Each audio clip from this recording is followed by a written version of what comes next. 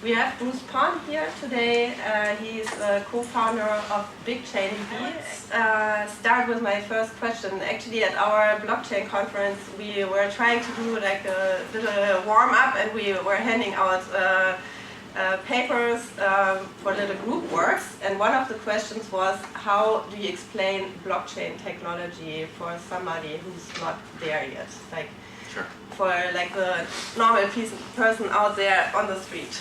Okay, sure. Maybe you can help us. Also good, as a reminder of your speech at the conference, the closing speech, when you mentioned inclusion and explaining blockchain, bringing into your world mothers, your sisters, your daughters, and with this attitude, how would you explain, for instance, blockchain to your mother or your sister? That would be also.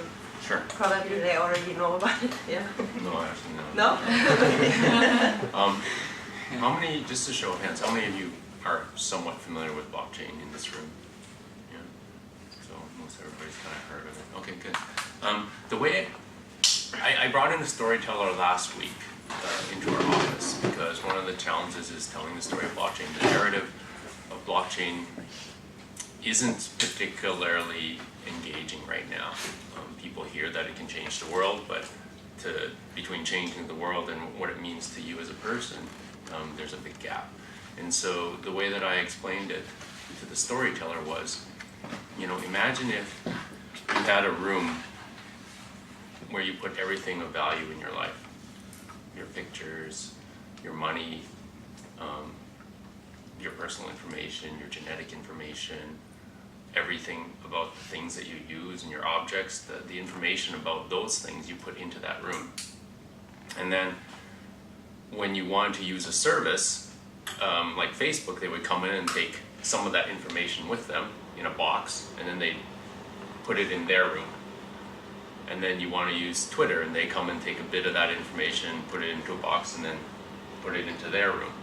And over time, of course, we have thousands of different services that we use, whether they're banks or governments or social media or what have you, and they have a box of you in all spread around, so they all have a little box with you in it, and then they collect all these boxes together, and then they open up the back door and they say, who wants to take a look at these boxes?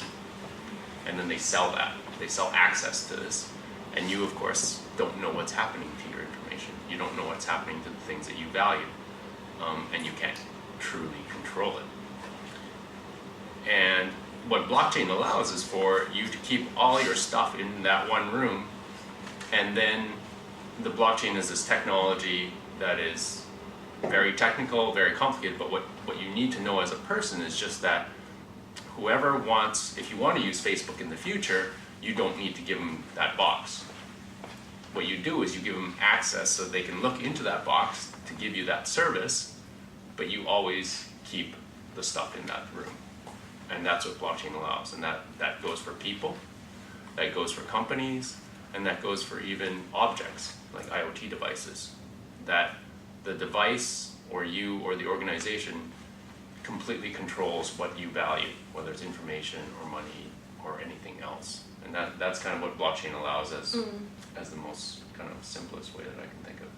Yeah, so you've already answered almost my second question, why should people care about this technology? We can go into that. So, when you look at everything that we do in this world, we rely on others. It's one of those things that the complexity of our society is only possible because we trust somebody else. We have to trust others to do things for us, whether it's our parents or our friends, or the banks to transfer our money, or Facebook to take care of our information. And the problem in that world, though, is that many of these organizations haven't put as much investment and resources into protecting that. They get hacked. Everybody's been hacked in this room, I guarantee you, whether it's been your email or some of your private information. It's because these organizations haven't put enough resources towards protecting the things that are most valuable to you. And it's also a hard job. And what blockchain does is it gives you back control, but it also gives you responsibility, right? Because if you control it, then you're the weak link, and not these organizations. But the advantage is also that if somebody wanted to access your information, they'd have to ask you permission. They'd actually have to give you value, whether it's paying you something or giving you the knowledge that maybe if you shared your genetic information, that it could help cure cancer, right? So that's something that you can give your information to. And then under specific conditions, you can share that information or you can share that value. And it's quite revolutionary because it flips our world a little bit on the side, because if you have blockchain technology, then the question is, what's the role of government? What's the role of many of these organizations? If you control your identity, you control your personal information, your genetic information, your value, and you can transmit it across the world just like the internet allows you to transmit information, except now with blockchain you can transmit value. What's the point of a bank? What's the point of government? Is it to issue that identity first for you?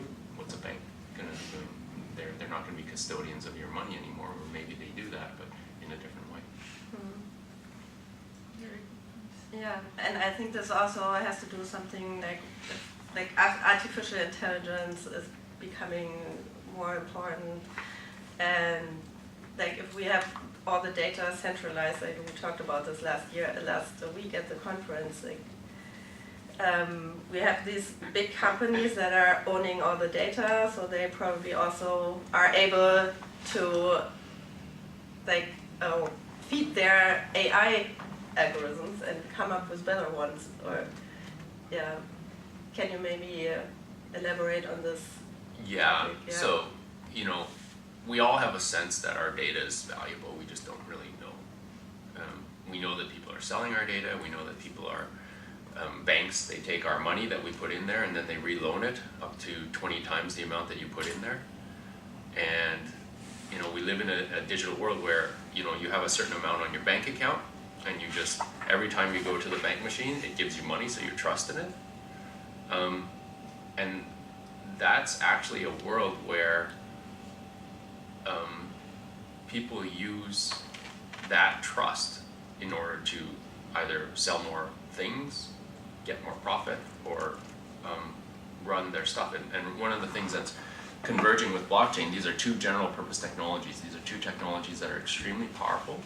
And what AI does is it allows for statistical analysis of data on a large enough data set that you can start seeing patterns. You can start teasing out insights that wouldn't be possible if it was just humans. And when we have all these companies with a lot of this data, and then you combine it with AI, then they can start doing large-scale social engineering. They can do large-scale selling and buying of your data in ways that you don't know. And it's a world where we should probably have agency over this. And I do believe that blockchain is going to be one of the factors that allows a re-equalization of the playing field, so that not these central organizations control everything along with their AI. So right now, if you look at Facebook, Google, Amazon, to some extent Apple, many of these other large companies, they use AI plus the data that we provide to them, and they combine the two, and then they just make more and more powerful algorithms that make us, that take our attention. So if you open up Facebook or Twitter, sometimes you just find yourself on there for an hour without thinking. That's based on an algorithm. Or the fact that they happen to show you exactly the type of thing you were searching for 2 days ago. It always shows up in the ads now. This is all algorithmic kind of buying and selling of your data, and other people bid on it because they know what you looked for 2 days ago. And there's all these different ways where it's insinuated itself into our world. And if you don't have that little room where you control it, and it's across 1,000 different organizations where other people control it, and then they just, even if they don't know who you are personally, they know your character or the types of characters that would want this type of product, then they can already spam you, and you have no real control to stop that. And so this concept of AI is extremely powerful, and blockchains, what it can do is it can make it so you still have AI, because they're two separate things, but AI that is kind of, you can opt into it. You can control where you share your data and which algorithms you want to support. Like maybe it's AI for finding cancer cures, or AI for making the city more efficient and better. But then there's also AI for ads and AI for other things. But not being a target anymore, so... You'll still be a target, but you have to opt in. Okay. Yeah, more options and ability to decide where you give out. And before we go more into the BigchainDB and explaining this to our audience, could you tell us more how you came to this? What brought you to thinking in a way, this way, and into blockchain decentralization and the importance of it to the society as a whole? Because obviously this was not shown to you at the university or explained by you by professors. That's something that came from the outside, from this internet, and from your personal research. Yeah, so I used to build banks around the world. I would go to, banks would come to me and tell me, I want a bank in Moscow in 18 months, and then I'd go to Moscow and then I would build the bank. And then they'd say, okay, look, now I need this in Beijing. So we went to Beijing, and then I did this in about 12 different countries. And what was really nice was that you always entered a country at a very early stage where you could make an impact. You knew that what you were building was going to help in some small way that society to get more options for banking and bread and butter stuff, not the fancy stuff that happens in New York and London, but basic stuff that helps you buy a car, buy a house, build a business. And that was for me very important. But after about 12 banks, there wasn't a lot more learning actually going on. New cities, but not new learning, and I wanted to stop traveling. So what I did is I did a program at MIT for a year and a half, where I started learning about this whole concept of digitization, what the impacts would be for our Earth. And more as I went through the program, I realized that, robotics, automation, AI, there's hundreds of millions of jobs that we're going to lose in the next 10 to 15 years. Hundreds of millions. It's a lot. Pretty much, half the jobs that exist today in the back office, in things that you can program, or even things that aren't even programmable, you can still replace with robots or AI.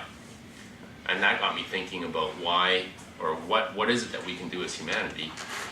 Because even in Germany, we're actually very lucky because the level of education is relatively high. It's quite high. But what about the people who are just getting started?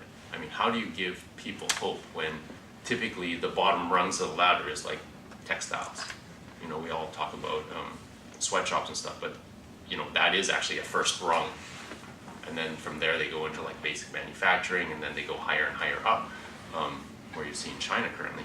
But what happens if you take all that away from people? So they don't even have this choice. What is the one thing that we as humans still have? And it's the ability to learn, and it's the ability to take that learning and create new ideas.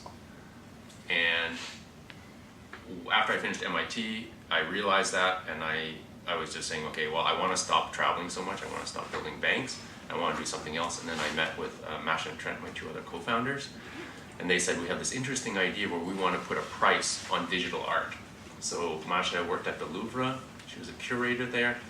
And this newfound thing of selling digital art, which is essentially a file on a memory stick for $50,000, was something that was a hard problem, because if you put a file on a memory stick, what stops it from being shared with 1,000 different people?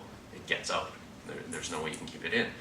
And so we saw blockchain as some technology that could give you a claim of attribution and have a perfect claim, because it gives you a perfect kind of transparency and auditability on where something started and who has copies of it, kind of thing. And what we did is we made the distinction between attribution, who's the original owner and who has rights to any copies, to just pure copies. So you can have as many copies as you want, but only the number of people who have bought, let's say, 3 limited edition licenses for this digital art would actually have a claim on that. And once you had a license on it, then you might have rights to royalties. You might own any of the earnings that the artist gets with it, or it just might be pure usage, but you actually have the right to have it. And blockchain enables this. And after we started building Ascribe, we realized that this was 3.5 years ago, by the way. So Ascribe is still 5 years ahead of its time, in a sense. So we're a year or two away at least from this type of stuff hitting more mainstreamy or early adoption. So we were way ahead of the curve. It wasn't going to be a business that would survive. And we went deeper in and we started building BigchainDB, which is more fundamental technology that relates to AI and databases and storage. So that's kind of how we ended up where we did. Yeah, that's, could you tell us more with Scribe and maybe technically or more in details just explain, because the Bitcoin blockchain was not possible to build what you were planning initially. So explaining why it was not possible with Scribe and why is it now possible with BigchainDB. Sure. So any of you own Bitcoin? Anybody here own one? Two people own Bitcoin? So Bitcoin is, let's say, digital gold. It was meant to be digital cash, but it's actually digital gold. People hold it. You don't really spend it anymore because it's worth, as of today, I think $5,600. It's gone up a lot in value. If you had bought 6 years ago, I think $5 in Bitcoin, it's now worth 5 million. It would have been a nice speculative investment. And it's meant to be cash. And what we were using with the Scribe was we were using the Bitcoin blockchain because it does allow you to store information on there, but just a little bit. And we're using that to store information of claims. Who's the author and what's the work? And we found a way, well, no, we didn't find a way, but we used something called a hash, which is a very compact way to, and an unbreakable way to say, this is the author, this is the work, put it together, and you come up with a 40-character string. That's it. You put that onto the blockchain, or you put that onto the Bitcoin, and you just use the Bitcoin as a transfer mechanism. So when I transfer you 0.001 Bitcoin, I've essentially transferred you the name of the author and the work, and also the rights to the work. It's kind of an inelegant way to transfer copyright, and it was never really proven, but like in a legal situation. But what we realized there was that, well, if you want to transfer claims of copyright, I don't know, any of you in the creative industry of like music or film or something like that, you have something in every piece of work, even a song, there's probably about 50 or 60 people who played a role into it, and they all have rights to the royalties from a song. And so it's a huge problem. When you have a song and it goes out to 180 countries in the world, and then royalties come in, they don't really have a good way to pay you back. So Gemma is the German one, of course, and they are the best in the world at collecting, but it still takes 2 to 3 years for them to collect and pay the artist around the world. Imagine that. You do a song and it gets played today, you'll get paid in 2019 or 20. That's the world we live in today. And in a blockchain, because you have perfect provenance, you have perfect transparency, what happens if all of us today made a song, we put that onto the blockchain, it becomes a hit. It becomes a hit. Gemma does their job, they collect the money really quick, and then it was on a blockchain where immediately, tomorrow, we get our money. That is a dream for most artists. That is not reality right now. And what powers that would be a very rich set of data. All of your names, your addresses, your phone numbers, or your email, your bank account maybe, in a private, secure way.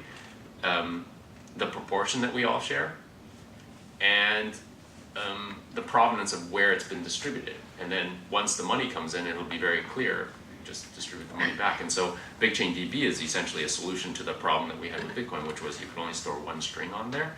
And with BigchainDB, you can store a whole bunch of stuff. You can store whatever you want fundamentally. And so it's a blockchain. Nobody owns it. The network controls it, but it can still capture the type of rich data that you need that powers most of our society. Most of our society is actually data-driven and not money-driven nowadays. And so that's what we saw very early on. 2 years ago, we started building this BigchainDB, and now it's production ready. So I will look at the time, so sure, you don't miss your train. So we have like 5 minutes, but I just wanted to do a short wrap-up. So you were talking in the break with some people privately, and you probably got a feeling of what the questions were. Maybe you can give like a short summary to all of us that were not part of the conversation in the break. Yeah, sure. We talked about several topics. Number one is, if you're a developer, what are some of like the technical differences and how do you get into this field? There's a lot of resources out there. It's all open source. It's all free software. You can always access this information on the internet, and some of the most interesting projects just look for, Ethereum or something like that. We also talked about startup ideas. So if you wanted to build into this space, how do you start? And Hamburg isn't yet a center of blockchain development, but it's there's potential, right? Because there's a lot of supply chain type stuff here, shipping, manufacturing or assembly with Airbus and stuff. So there's a lot of work being done right now in the blockchain space in these areas, and Hamburg is well situated, but there needs to be kind of like this ecosystem of people who are thinking about this.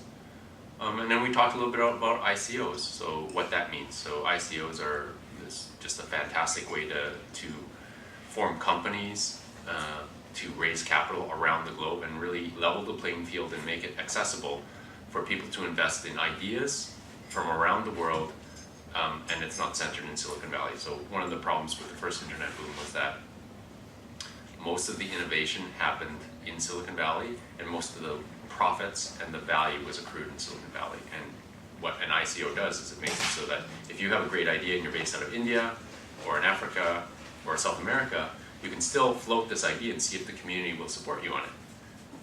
Because it's probably 1,000,000 times easier to raise capital and set up your company where VCs generally won't go. And so I think it's a good thing. But because it's so easy, it also means that there are a lot of scams there. There's a lot of scams that are happening in the market where people are saying, hey, this is my idea, send me money, and then people send them money and then they walk away with the money. So that's the good, that's the bad with the good. But I think that it's a really, really good thing to happen because it means that the talent that is evenly spread around the world can now get capital, because before the capital wasn't evenly spread around the world, it was focused on Silicon Valley, and the opportunity was focused on Silicon Valley, so you'd actually have to go there to make your money and to make your chance happen. And now around the world, if you have a good idea, you can make it happen. The problem is that it's extremely technocratic, so you need to really understand the technical concept and read all the ideas and have kind of an idea of what it's trying to do, but most people won't have that. So buyer beware on ICOs if you ever think about doing it. And do you have any advice for somebody who just wants to get into for somebody who wants to learn about blockchain, who wants to come into the space? Do you have any resources that you would recommend to get into this field? There's this interesting thing, I think it's called blockgeeks.com. Blockgeeks is an online resource where you can just go and read about all the different aspects about blockchain. There's other books like there's Blockchain Revolution from Don and Alex Tapscott. There's a whole bunch of stuff. I think there's one from Nathaniel Popper. I think it's called Digital Currency or something like that. And it's the story of how Bitcoin kind of came to be, which is actually really interesting. So it's more, it's more like in a story format, so it's going to be a lot more readable. Whereas something like Blockchain Revolution is more kind of like the vision of blockchain. But anyways, Blockgeeks is specific components of it, so those are kind of 3 resources I would recommend. Okay. So thank you so much for coming. I think it was super.